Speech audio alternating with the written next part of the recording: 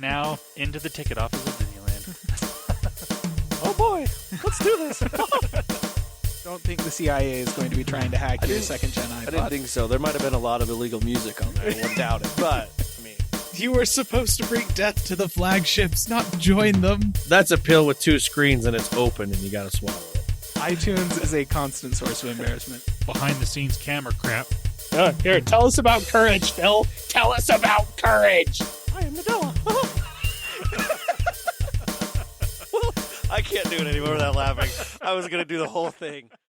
Listener, welcome to the Calling All Platforms podcast. I'm your host today, Caleb, and I'm here all alone on the deserted island of tech news leading up to the holidays. Wes and Landon have absolutely no news of note this week, which is fair, and they've both been living in sick houses, which is also seasonally appropriate. Thus, I alone have shown up in your notifications to report on the single noteworthy thing in the tech sphere this week. Maybe that's unfair. Landon, like the good audio engineer he is editing this for quality and posting it for your enjoyment. Go ahead and say hi, Landon. Hi, Landon. I have no idea what, if any, audio Landon elected to insert just there. If it was a fart sound, I want to be absolutely clear that's not my fault, despite the fact that I wrote that joke just there and thus planted the idea in his head when he listens back to this audio later. All of which happened before you heard it, of course, because temporal mechanics. Don't worry. That's not going to be put in there. Sorry. Anyway, you may be wondering what piece of tech news could possibly be worth my staying out on the tundra of winter tech announcements alone in the face of the cold dark night of the butt end of the year.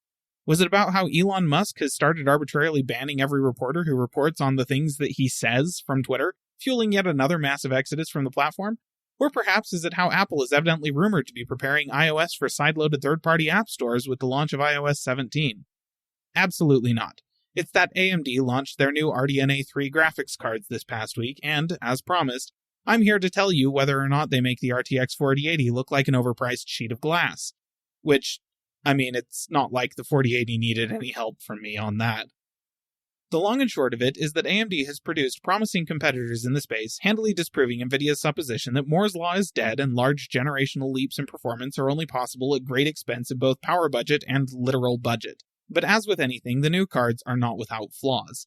Many reviews of the new Radeon RX 7900 XT and 7900 XTX were very positive regarding the new cards, praising their rasterized performance at 1440p and 4K resolutions in a variety of top-tier AAA games.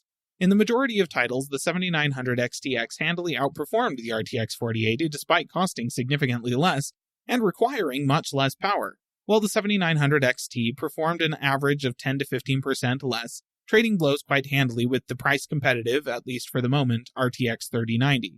Reviewers were pleased with the large 20 to 24 gig memory pools for the 7900 XT and 7900 XTX respectively, while they spoke highly of the performance of AMD's chiplet architecture, the first of its kind in a modern GPU, which helps enable better efficiency in both power draw and heat output than the competition. Of course, the new GPUs are hardly perfect, with reviewers also noting various driver issues that tend to endemically plague AMD graphics cards at launch, noting as well that RDNA 3 does nothing to reclaim the GPU productivity benchmark wins that AMD surrendered with the retirement of the Vega architecture back in 2019. NVIDIA continues to be the king of encoding, though there is some hope that as the AV1 media codec gains traction, that might equalize AMD's offering somewhat. And there's certainly no denying that while AMD has improved drastically in their ray tracing performance, almost doubling the frame rates of their previous generation cards in some cases, they are still nowhere close to the performance NVIDIA can claim with cards like the 4080 and 4090, or even last-gen powerhouses like the 3090 or 3090 Ti, both of which are available on the used market for at or even significantly below the $900 to $1,000 MSRP of AMD's new flagships. But in general, reviewers were optimistic.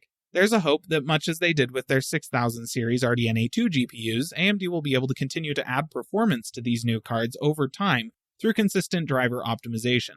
That does mean that you might be able to buy a 4080 class GPU from AMD right now for less than $1,000 and wind up with something closer to a 4090 class GPU in 2 years.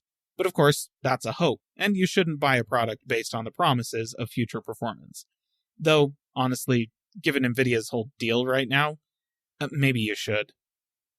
So there you have it, the final major launch of 2022. It's been a hectic and sometimes baffling year in tech, yet again, but we hope we've been at least somewhat helpful at demystifying it for you. We'll be back next year with some wish lists for 2023, and then it's straight into the fire hose of CES and other winter trade shows. But until then, listener, enjoy these last few weeks of the tech desert. And from all of us here at Calling All Platforms, have a safe and happy holiday season. See ya. Calling All Platforms is a production of Supporter Sound Studios. To learn more about how you can support the podcast, go to www.patreon.com/callingallplatforms.